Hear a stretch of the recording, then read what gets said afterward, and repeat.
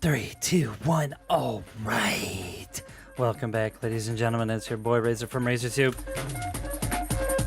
coming at you with another Rust Console Edition video today. And before we get into today's topic, which is the biggest topic yet since the release of Rust Console Edition, drop that sub and like, hit that notification bell for the most up-to-date and recent Rust Console Edition news. And today's topic, we're going to be talking about industrial that's coming. Huge. One of the biggest additions to building to date, right? And I think it's going to be a game changer for solos, especially duos, trios, and you got those Zergs out there as well. We got drones on the docket that are going to be coming. So shop drones are going to be coming soon to Rust Console. And then we got backpacks. Backpacks are a big deal, and I'll explain why. Anyways, this is for the PlayStation 4, PlayStation 5, Xbox Series X, Xbox One X, and all the OG consoles out there. So first things first, there was a dev blog that was released, but I want to talk about industrial specific. This is a huge just building change in general. What it is quite like electricity. It's, as you can tell, electric furnaces, what everybody calls it, is automated, and you can take resources from your furnaces and have it shipped through pipes to your boxes in your base, or loot rooms rather. Or if you have that annoying friend that actually doesn't put stuff back the right way, you could put a drop box at the front of the base and have it transfer to a box inside of the main loot room. That's a really simple way to explain it, but let me show you how it works real quick. And this is just to simplify it, because I don't want to get into the great details of, you'll figure it out. If you know electricity, you'll figure this one out too. So you have tons of things like the industrial splitter, the combiner, and then you have the filters, which are what you use to make your resources go from one point to another. What you do is, let's just say we were farming, we brought in some metal. We put some metal inside of the input here. Obviously, the output is where your metal frags ends up every time. You would set your sweet conveyor here, to metal fragments. That knows to carry over your resources to the box, which is here. And then all of a sudden, your resources go straight from your furnace to your loot room without any trouble at all. So that's one thing.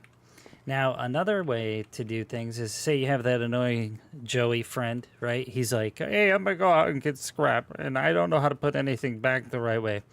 You can set up a filter where you would say, you're like, hey, Joey, go get some wood, some scrap, some metal, some sheet metal, and some springs so we can make some guns. You can set your filter to that. Set the Dropbox with a storage adapter. And then he could offload all of his loot from his scrap run in here, and then you see it pop up inside of here. It transfers all to a loot room box, right? And whatever boxes you put it in, right, those are the ones you could be like, hey, that's the gun box. So I'm going to set the filter to take all the scrap, all the components and stuff that he gets, that Joey gets, because he's a moron and he doesn't know how to organize. And I'm going to have him put it in there, and then this filter is sorted out and put it inside the box. Long story short, it's freaking sweet. You can basically take any of these pipes, any of these little storage adapters, put it on the old school furnaces. You could put it on the external large furnace and drag the resources from anywhere that you put it into and transfer it to another place. You can have this between two bases. You could have it across the ground, right? So it's a big deal when it comes to building. Just for a simple version, it's going to keep you organized, and it's going to transfer your loot to where you want it at all times. Now, another thing I was speaking about was the shop drones. Shop drones are going to be a big deal. It enables you to sit on your butt, right, and order something on Rust Amazon, and the drone brings it to you. Okay, I can't tell you how big of a quality of a life change that is for all the players, solo players, whatever. They want to stay safe in a safe zone, or, you know, depending on if we could set up our own shops, that would be sweet too. Oh, let me not forget. With industrial, remember, you can have resources transfer over from crafting to a workbench. I can't tell you, it's a game breaker. You can have automatic rockets crafting at all times, and then have the rockets that are crafted go into a box underneath your workbench. Okay, long story short, let's get into the dev blog. We'll talk a little bit about it. This is a simple version of what industrial looks like, but I just wanted to kind of give you guys an idea of what you're to expect on the PTB coming soon. And let me go ahead and drag over this dev blog so we can read it together. So,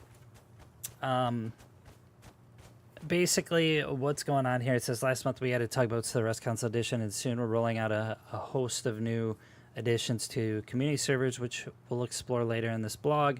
We'll talk about that in a whole nother video, but we were able to move kill zones and stuff inside of our community servers. So for those community server owners, that's a big deal. You can make safe zones around the map for your folks and make the quality of life of your server a little bit better.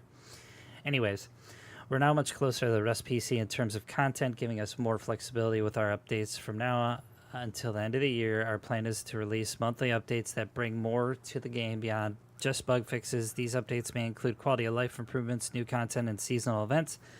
Check out the roadmap. So for the roadmap in August, we're going to be getting industrial on the PTB, which will probably be next week. September, we'll get shop drones, softcore, hardcore mode.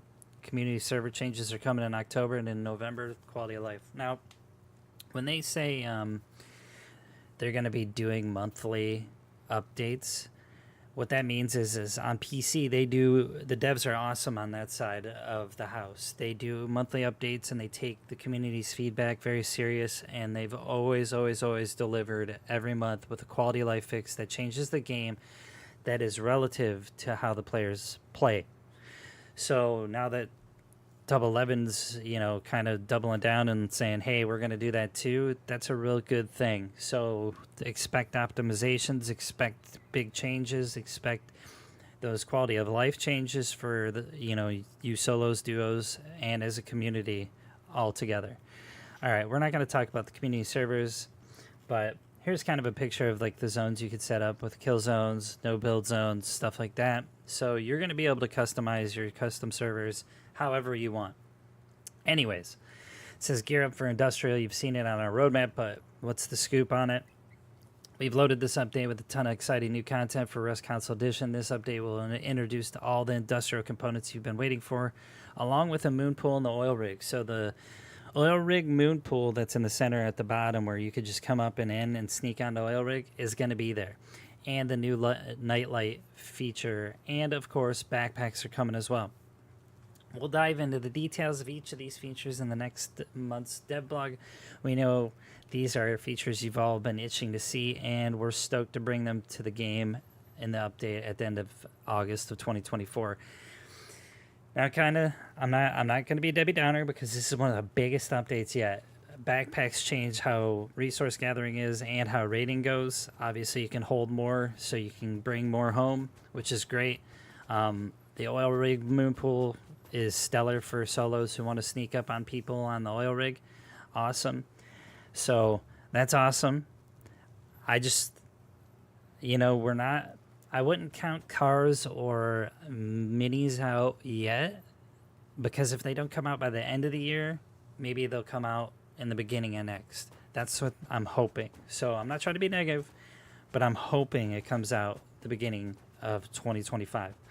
Anyways, it says industrial will hit the PTB servers early next month for testing. Don't miss your chance to get a little sneak peek of the pipeline.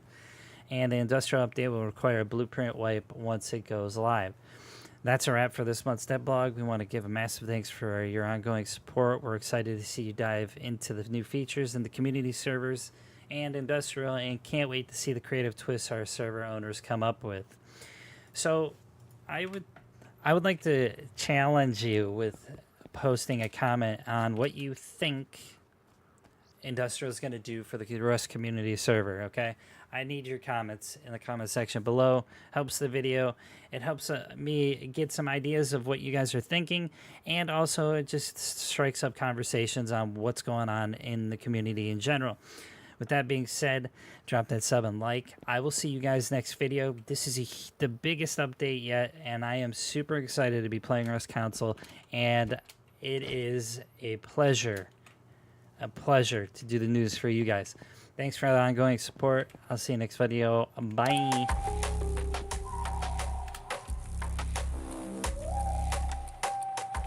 Industrial.